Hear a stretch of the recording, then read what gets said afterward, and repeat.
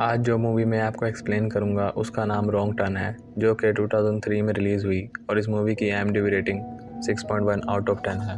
Movie start होते ही हम दो कपल्स को देखते हैं जो वेस्ट वर्जीनिया के जंगल में क्लाइंबिंग कर रहे होते हैं।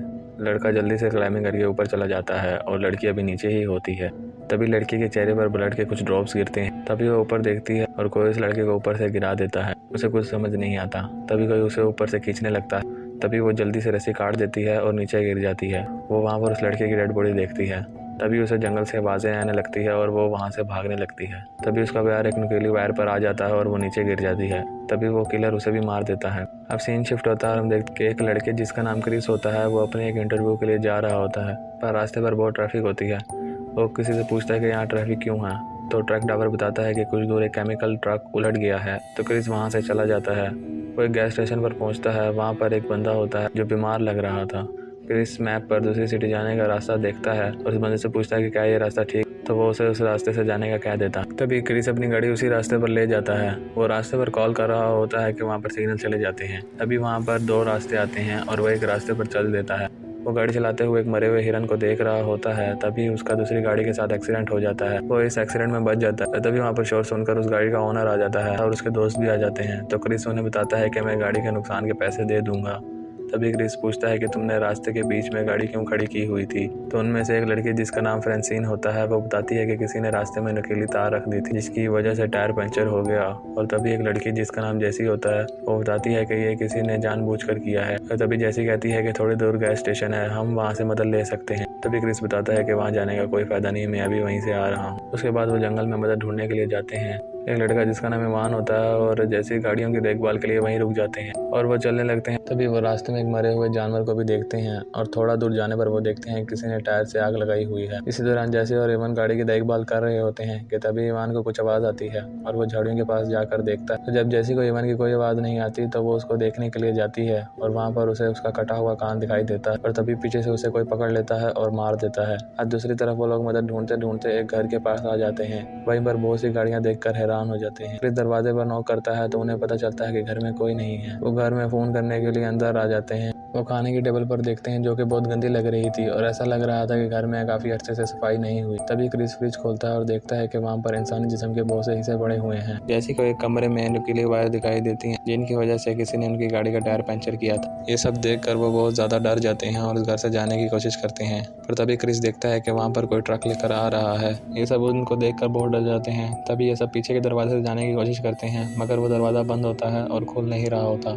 तभी ये वहाँ पर छुप जाते हैं। वो किलर इस घर के अंदर दाखिल होते हैं और वो फ्रेंसिन की लाश को नीचे गिराते हैं। अब हम पहली बार उन 3 किलर्स का चेहरा देखते हैं जो कि म्यूटेंट्स होते हैं। वो लोग इंसानों को खाया करते थे। वो फ्रेंसिन की डेड बॉडी को टेबल पर रखकर उसके टुकड़े करने लगते हैं। कैरली चीख मारने ही वाली होती है कि स्कॉट उसके मुंह पर हाथ रख देता है। अब ये म्यूटेंट खाना खाकर सो जाते हैं और ये मौका देखकर सारे दबे पाँव बाहर निकलने लगते हैं।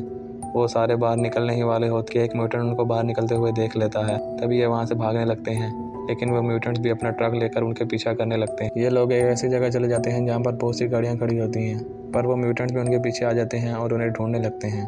क्रिस कहता है कि हमें इनका ट्रक लेना होगा, तो वो उनका ध्यान भटकाने के लिए वहाँ से भागने लगता है कि तभी एक म्यूटेंट उसके पैर पर गोली मार देता है और वो वहीं गिर जाता है। तभी स्कॉट उन म्यूटेंट्स का ध्यान भटकाने के लिए दूसरी तरफ भाग जाता है और सारे म्यूटेंट उनका पीछा करने लगते हैं और ये मौका देखकर उनका ट्रक ले जाते हैं। ये तीनों इस ट्रक में बैठकर निकल तो जाते हैं पर स्कॉट को वो म्यूटेंट्स मिलकर मार देते हैं। ट्रक में बैठकर कुछ दूर आने इनका ट्रक कीचड़ में फंस जाता है तो अब इन्हें पैदल ही सफर करना पड़ता है। ये लोग अब जंगल में चलने लगते हैं पर म्यूटेंट्स भी इन्हें ढूंढ रहे होते हैं। शाम से रात हो जाती है और ये अब थक कर बैठ जाते हैं। तभी इन्हें वहाँ पर एक टावर दिखाई देता है। ये उस टावर पर चढ़ जाते हैं।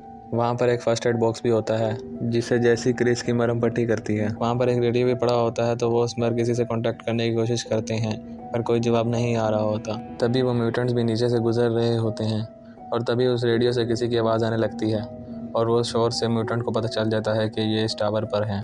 वो इस रेडियो पर अपनी जगह बताते हैं कि हम यहाँ पर हैं, हमें मदद की ज़रूरत है। तभी वो म्यूटेंट नीचे से उस टावर पर आग लगा देते हैं और अब इन्हें कुछ समझ नहीं आ रहा होता। तभी वो खिड़की का शीशा तोड़ते हैं और क्रिस उस टावर से छलांग लगाकर दरख्त पर चढ़ जाता है। जैसी और गाली भी उस दरख्त पर छलांग लगा देती हैं। छलांग लगाते हुए उन्हें एक म्यूटेंट देख लेता है। वो म्यूटेंट भी दरख्त पर चढ़ जाता है। वो जान बचाते हुए दूसरे दरख्त पर आ जाते हैं। तभी कैरली को वो एक म्यूटेंट मार देता है। अब जैसी और क्रिस वहाँ से निकल आते हैं और अब सुबह हो जाती है। वो जंगल में फिर रहे होते हैं कि तभी एक म्यूटेंट आ जाता है और वो क्रिस को धक्का दे देता है और जैसी को अपने साथ ले जाता है। तभी क्रिस देखता है कि वहाँ पर एक पुलिस की गाड़ी आ रही होती है, तो वह फौरन से उस गाड़ी के पास भाग कर जाता है। वो पुलिस ऑफिसर को इन म्यूटेंट्स के बारे में बताने लगता है। तभी एक म्यूटेंट उसकी आंख पर एक तीर मारता है और वो वहीं मर जाता है। तब क्रिस उस पुलिस वाले की गाड़ी में बैठने लगता है और वो म्यूटेंट उसे भी तीर मारने लगता है, तो वो वहाँ पर छुप जाता है। जब वो म्यूटेंट वहाँ पर आता है तो उसे क्रिस नजर नहीं आता। वो गाड़ी के नीचे देखता है, तब भी वो वहाँ पर नहीं होता।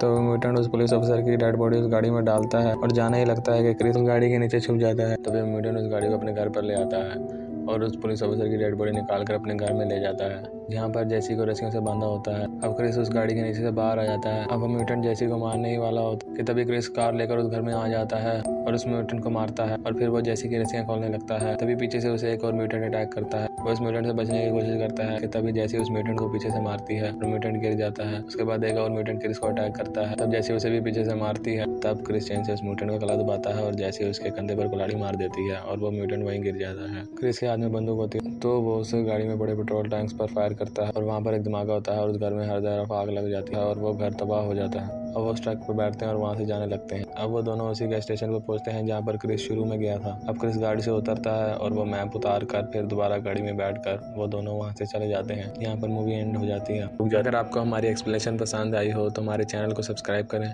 और इस वीडियो को लाइक करें, कमेंट करें और शेयर करें।